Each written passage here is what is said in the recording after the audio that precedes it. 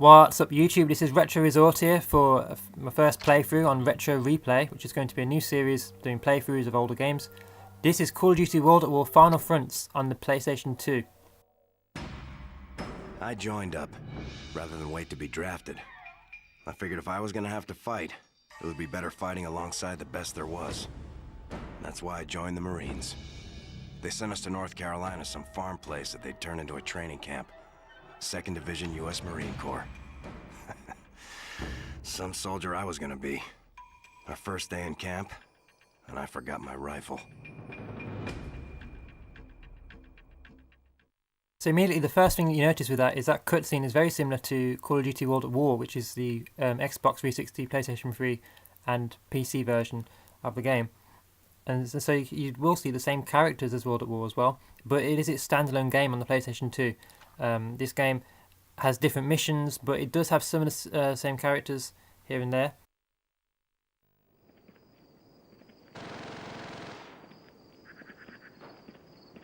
Hey Mac, what's the scuttlebutt on the new honcho?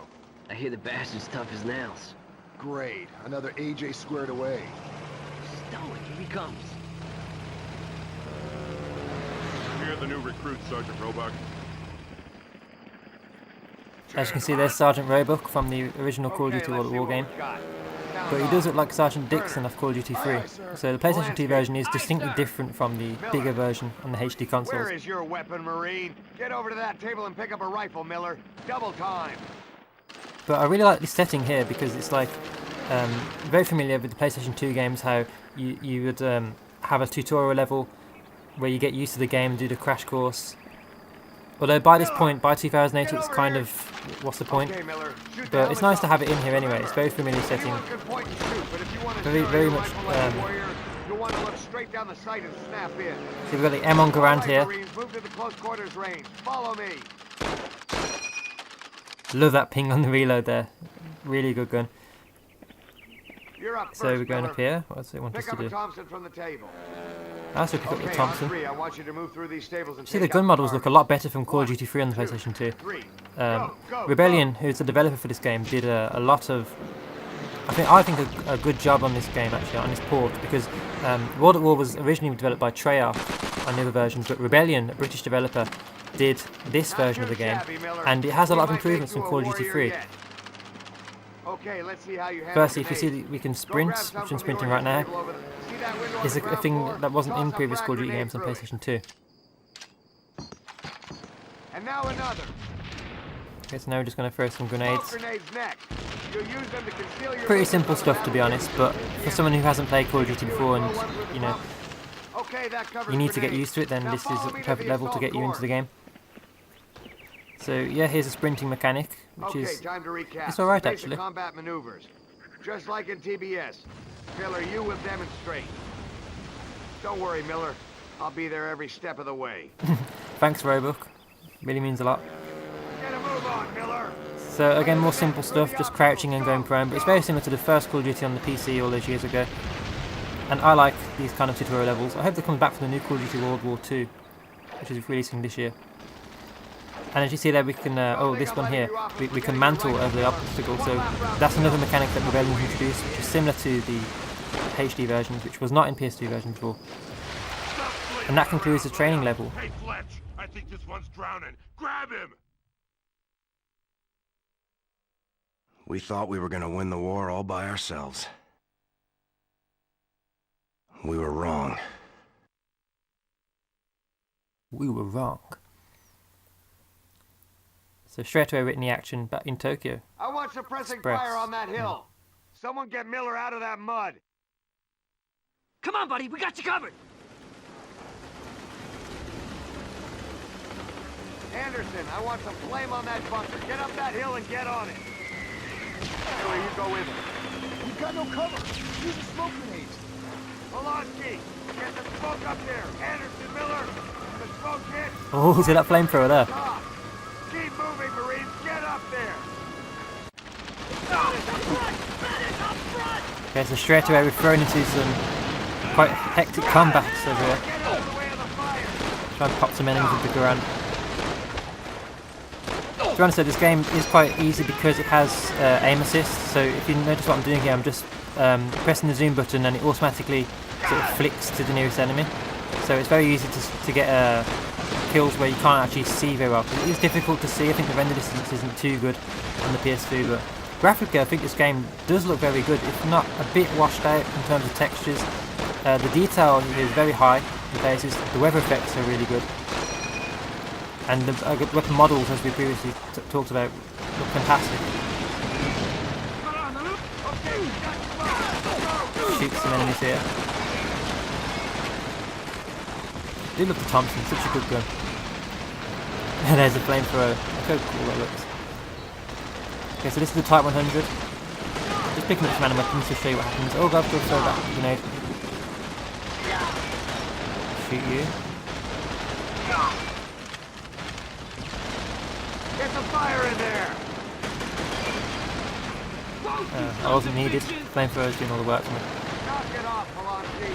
Miller, get over there and clear it out. The rest of you stack up and wait for my signal.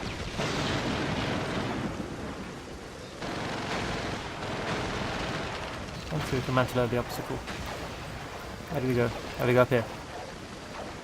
Miller, take out the mortar crew. So this is again very similar to, I think, mission 5 or so on World at War. You'll take out the mortar crews with the flamethrower, but this is mission, well, the first mission really. So straight away the developer wants us to get in the action and to be introduced to the flamethrower, I got a tunnel down here. which is actually really cool that the PS2 version did get the flamethrower. A lot of things in this game were cut out from the other version. So for instance, Nazi Zombies is not in this version at all, which is such a shame. I would have loved to see co-op zombies on PS2, that would have been amazing, but it never happened. There's also no multiplayer mode, so Call of Duty Finest Hour, Big Red 1 and Call of Duty 3 all had their own online mode where we can play online. I never used it, I never got around to using it, but it's a nice feature to have, and it's not in this game as well. So this game only has a single player campaign, and it's not co-op either like the other version of the game. So all you've got is a single player campaign, but it's a pretty good single player campaign, especially for the money and for the system that it's on. This flamethrower is so awesome, blowing up at all the enemies. It's a bit overpowered actually. Take covering positions! Burn these Get in there, enemies. move it! Look at the animations. The animations are so good when they die. Really, a lot of thought went into that.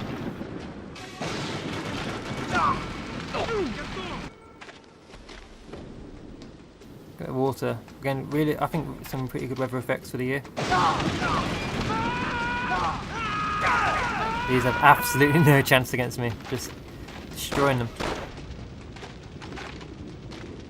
I think you will notice that the frame rate is a bit choppy. This is just a problem with the PS2, it's not my capture card or anything like that. Throw back the grenade quickly. That was too close then. Yeah, this version does suffer from some slowdown. Oh god, what are you doing? Hello there. Just strange animation there.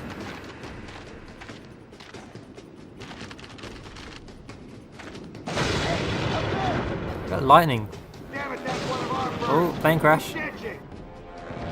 I'll tell you right now, until we take out that artillery, we can just forget about air support.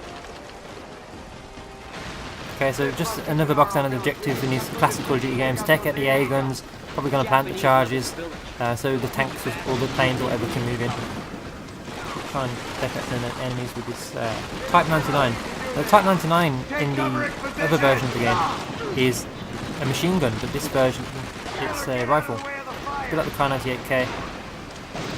Nice and properly German rifle. But I do like these bolt action rifles. I think they're very powerful. Insta kill if you can get aim near the head.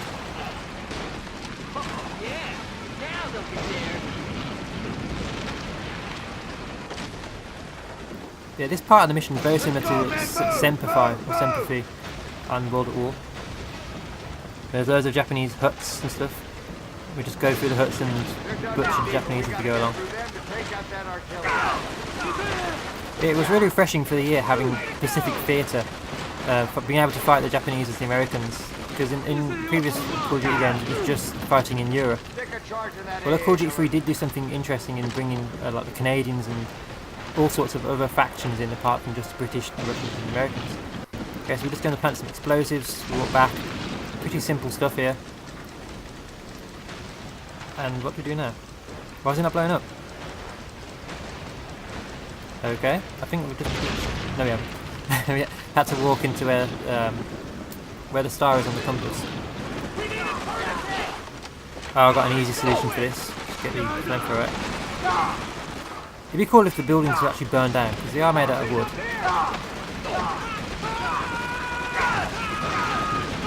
But really, these guys have absolutely no chance against the flamethrower. It's a really overpowered gun, to be honest. It doesn't run out of ammo.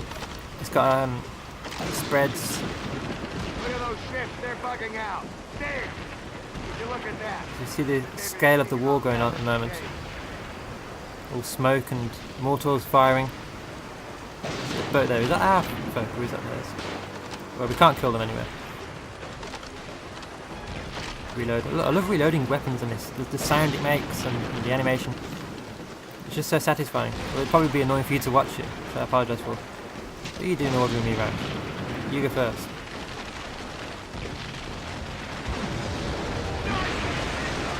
Get your ass in gear, Marines.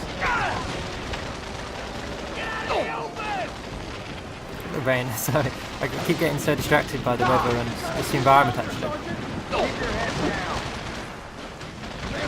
Okay, so we're taking him out.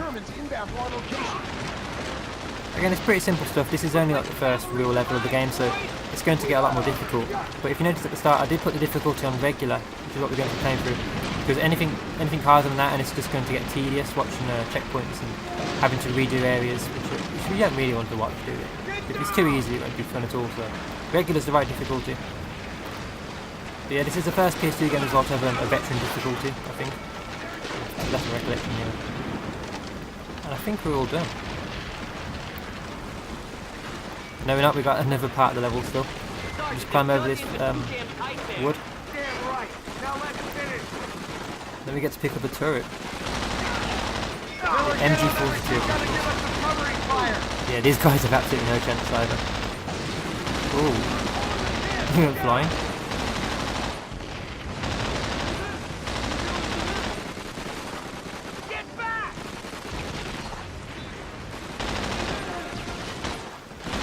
Well, this gun, it also does that popping in with the aim, so I can easily find enemies, which I think is really overpowered, really, to put it on the turret. I think it's called sticky aim, actually. I think you can turn it off in the menus, but, well, I've got it on.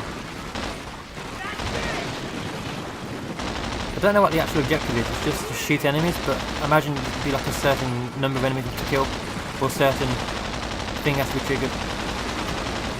So we see all the tanks moving in.